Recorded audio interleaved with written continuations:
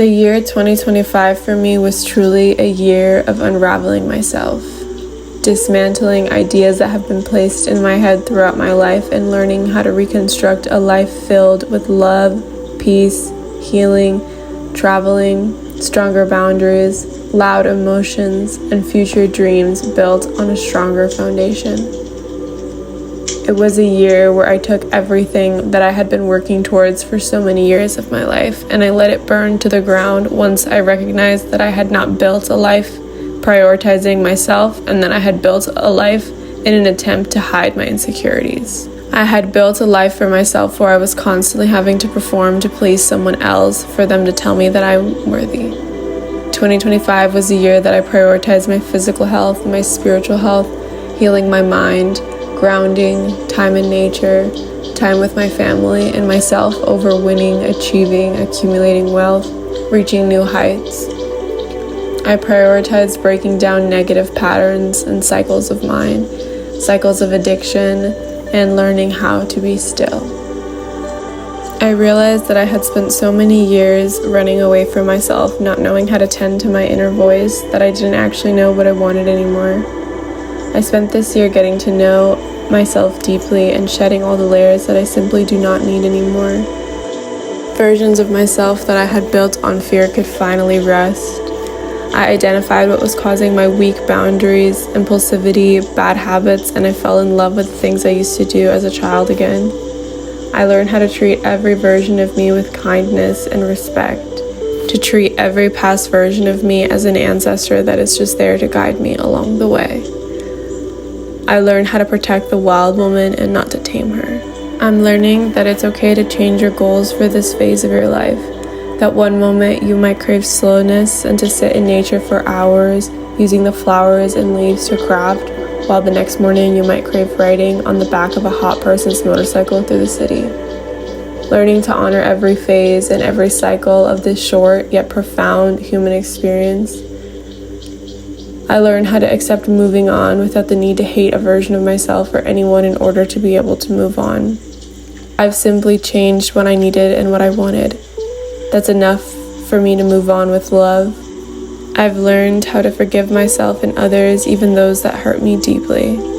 I learned how to manage my anger and sacred rage, to use it as a compass to set a boundary instead of letting myself be filled with hatred. I've learned how to respectfully disagree with others without disrespecting their beliefs, for that's all they know. I was uncomfortable, broken open, filled with joy and laughter. I let myself feel every emotion deeply instead of hiding my emotions to please someone else. I learned how to fall apart and pick up the pieces that are left like a mosaic for me to put back together in an even more beautiful way than before. Most importantly, I learned that I needed to prioritize healing my nervous system before I set off to accomplish anything.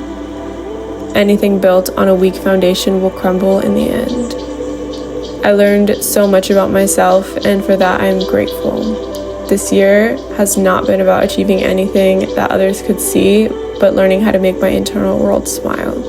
Learning how to prioritize that little girl inside of me that has been abandoned for so many years as I tried to navigate adulthood and my new adult desires.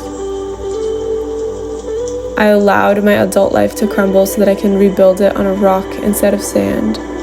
I learned how to stop seeking external validation to complete me. I learned how to let God's divine light guide me, and I didn't go on many dates. I rarely went out to fill the empty space, actually. My relationship to God deepened in ways that I never expected, which in turn led me to go inward in ways I never have before. I chose to confront the parts of me I was hiding instead, and in the end, I learned how to start healing for myself instead of for those around me or for romantic love. Even if this year has felt slower than many years prior, I essentially started my life over and I would not have had it any other way. 2025, I cherish you, and may I always cherish the lessons I learned this year. Constantly learning who I am outside of this capitalistic society and outside of what people think I am. Overall, these are all lessons I might have to learn all over again at another point in life, but I'm just finally being gentle with myself for my process instead of comparing where I'm at with life with other people my age. I pray that even if all you did this year was survive, or if all you accomplished this year was coming home to yourself, and that nothing external shows the accomplishments for this year, that you know that you are enough as you are. That you do not need to accomplish things in order to feel worthy of love. I hope you feel how loved you are regardless of how much you achieve.